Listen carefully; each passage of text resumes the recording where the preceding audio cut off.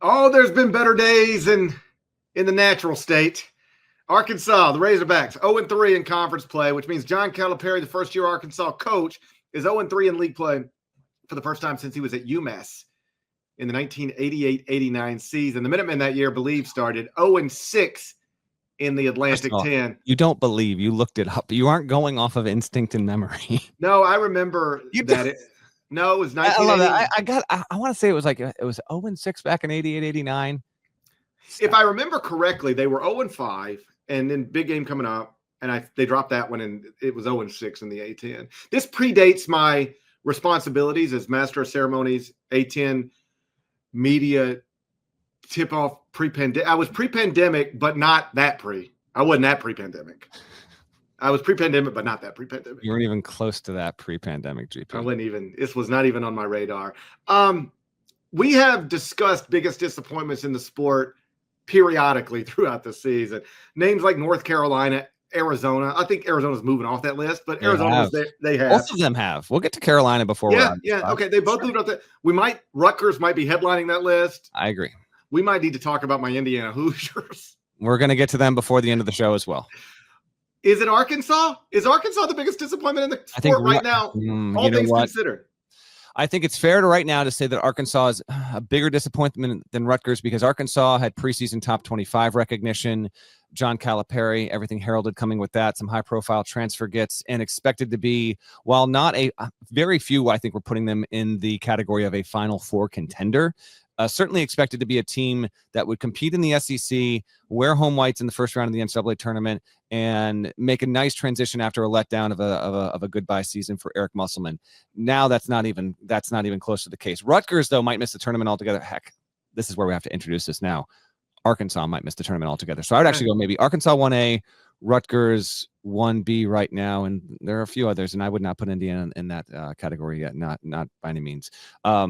Arkansas gets Florida on its home floor on Saturday. Now, this was the third straight time Arkansas played a top 25 opponent in conference play, and it's the first time ever the school has had 1, 2, 3 to start league play and SEC play against ranked opponents, so it has been difficult, but still, you got them on your home floor, 71-63, and you were up 11-2 to start the game. Florida shot 39%, its worst of the season. It shot 15 fewer foul shots than Arkansas, but the Gators punked them on the glass, 19-6, and now they're 11-5. I mean, they're 11-5, and I think there's a real chance. I truly kind of can't believe I'm saying this. I think there's a real chance that they could finish bottom 4 in the SEC. Your note about Calipari not having even started 0-3 since 88-89. That was his first year ever as a head coach. What was he, 27? It's wild. They have one top 85 win. Four of Arkansas's next 6 games, and all of them in the SEC, are on the road.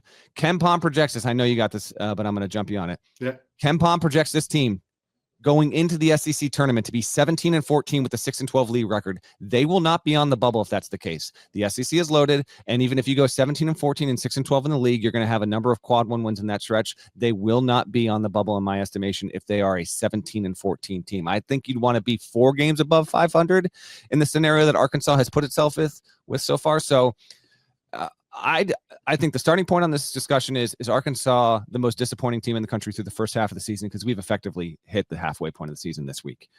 And then it is, are they going to bust in year 1? Are they not even going to make the tournament in his first season? I think it's on the table. I think it's about 50-50 proposition, maybe even worse going the other way right now. And it is an indictment on him and who he opted to bring over. He brought a lot of guys over from Kentucky, and there have been some portal quote-unquote gets that have been big misses. Janelle Davis is at the top of that list. I don't think he scored against Florida. It is a disappointing situation all around in Fayetteville, and I know that we've talked Arkansas plenty on the pod. Frankly, Calipari is there. They got a lot of stuff. They've been relevant, but with each progressing defeat, they're becoming less relevant and less worthy of discussion. But after getting this opportunity against the Gators on Saturday and blowing an early lead and not even getting it close to the end of the game, it's It's getting late early for Arkansas, and I don't know if there's any buyer's remorse yet. I think it might be too early to say that, but if you're already an Arkansas fan and you're like, oh, what do we got here? I don't blame you for feeling that way. We'll see if they can turn it around. I don't have a lot of inspiration for the next 6 on the road. This is probably going to get worse before it gets markedly better. Go click on any video you can find of John Calipari speaking after a basketball game recently, and you'll see that it is mostly filled, the replies, with Kentucky and Arkansas fans saying the same thing about the same guy. Like that, we're here. Like they're already, there is buyer's remorse happening right now. I don't know if it's warranted, but it exists. And I think missing the NCAA tournament is more than just on the table. I think it's a likely scenario at this point. I mean, when you're trying to flip your season in this league after you just lost 2 home games to teams you're supposed to be better than. I know they're not better than Ole Miss or Florida, but in the preseason, they were supposed to be. Arkansas was 16th in the preseason AP poll. You're supposed to be better than Florida, supposed to be better than Ole Miss, supposed to be better than Kentucky. You've already lost 3 games to teams that were below you in the preseason AP poll. 0 wins over teams that were ahead of you. They've got the win over Michigan somehow. Thank God they have it, because if they didn't, dude, they were down 15 in that game. I was there. Trust me. So think about if they don't win that one. If they don't win the Michigan game, what would be their best win? What's their second best win right now? I'm pretty sure it's Lipscomb at home. It's I'm Lipscomb. not at it, but I think it is. Yeah. It is January 12th. You had one of the 5 biggest NIL packages in the country. Yep, for sure. And on January 12th, your second best win is over Lipscomb. You're 11-5 overall, 0-3 in the SEC, 1-5 in the first 2 quadrants. 1 win in the first 2 quadrants. I was just messing around yesterday. Let me tell you some schools that got more than 1 win in the first 2 quadrants. Central Michigan, Wofford, UIC, They're not Illinois State, Liberty, North Dakota State. You ready for this? UC Riverside, UC San Diego, UC Irvine. Shouts to the California State University system. I mean, they're overwhelming Arkansas right now. By my count, 3 programs from the University of California system currently have more wins in the first 2 quadrants than Arkansas. Like 49th at KenPom, 71st at KPI. KenPom prediction right now, 17-14, 6-12 in the SEC. You're doing all this with a top 5 NAL. Like, you secured a roster that most people believe on paper was good enough to be one of the 20 best teams in the country. And now you're about to miss the NCAA tournament with it, it appears. And when the only reason you're at Arkansas is because this is the same type of stuff that was happening at Kentucky, I don't know. It's just not good when you've reached a point where last season you're at Kentucky and everybody's talking about, is that the biggest disappointment in the country, or one of them, or what are they doing, or why aren't they better? Mm-hmm. And then you change jobs, assemble a similarly talented roster, and people are all just saying the exact same things. Like, I'm not ready to, say career over, but this is not working so far. That's clear. This was a late career reboot, and the reboot hasn't happened yet. Maybe he'll need another season or 2 to find some sort of mini renaissance, if you will. But right now it's looking like it was all Calipari's issues at Kentucky, as there was, a repeated pattern and a vicious cycle for the most part of what Kentucky was failing to do when it mattered most, losing to ranked teams way more frequently than otherwise, and failing in the tournament. And now Arkansas is sitting in a very, very tough spot. I would agree with you. I think you're a little more aggressive than me right now, which it will probably prove correct. I would project Arkansas to not make the tournament right now. More likely than not, that they have the opportunities. Theoretically, they have the talent, they have the experience. What they don't have is the collective togetherness. This is a roster that is entirely new. The only player on this roster that was there a season ago is Trevin Brazile, who didn't play with any of these guys, and Brazile has not been what we once thought he could be as well. So it's really, it's all fascinating all the more that that has been this, but an 0-3 start. And I think your best, it's at LSU, at Missouri, home Georgia, home Kentucky, home Oklahoma, at Kentucky, and then at Texas, and then, by the way, home Bama after that. You got to hope you can somehow squeeze 3 wins in the next 7 games to have a glimmer of hope, and maybe they can, but that's the bare minimum to give yourself a chance. And it'd be one thing if he threw this team together in advance of last season and then was struggling with it, because then you could stand up and say, hey, look around the country, guys. Teams that are thrown together like this is what I had to do.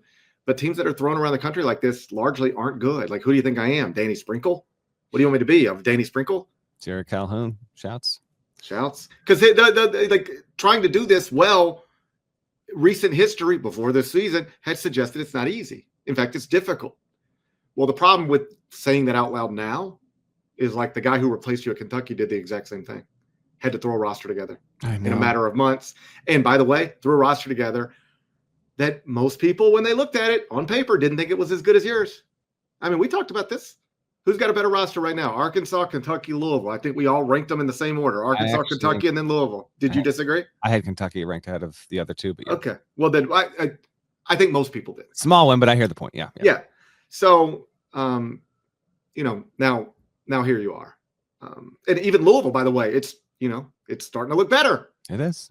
Yeah. So it's just, it's tough. And I don't know, like, this is the type of league, obviously best league in the country, arguably best league of all time, when you're already getting smacked around at home and the games just keep coming and it's quality opponent after quality opponent. I think it can become difficult to get your footing.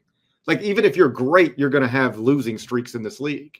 Yeah. So what happens when you're not great and you just lost 2 at home and now you got to go on the road for 2? It's just, I'm not optimistic right now. And he will have to, I think this is a reasonable thing to say, and I'm not trying to pile on, but he will have to adjust in some major ways. It's not enough to just say I'm starting fresh unless you start with fresh ideas and fresh approaches. Just saying I'm starting fresh because I'm now in Fayetteville instead of Lexington. Well, if you're doing a lot of the same stuff you were doing in Lexington and Fayetteville, you're going to get a lot of the same results. Yep. And this looks exactly like a disappointing Kentucky basketball team. That's what the Arkansas looks like right now. Ask Kentucky fans. Ask them if they watch Arkansas this season, what do they think of? The games, the press conferences? It looks like the disappointing Kentucky fans in recent years. And so it'll be interesting to see if this season goes where it's going, where it appears it's going, what type of things happen around that program in the offseason. Because if you want fresh results, you've got to deliver fresh ideas. And that doesn't seem obvious. That doesn't seem like it's obviously happening right now. This is in the disappointing stage. We are about 3 weeks away from results, maybe even 2 weeks away from results of what you're alluding to, from disappointment to train wreck. We'll see if we get there or not. And if it culminates at Kentucky train wreck. There we go.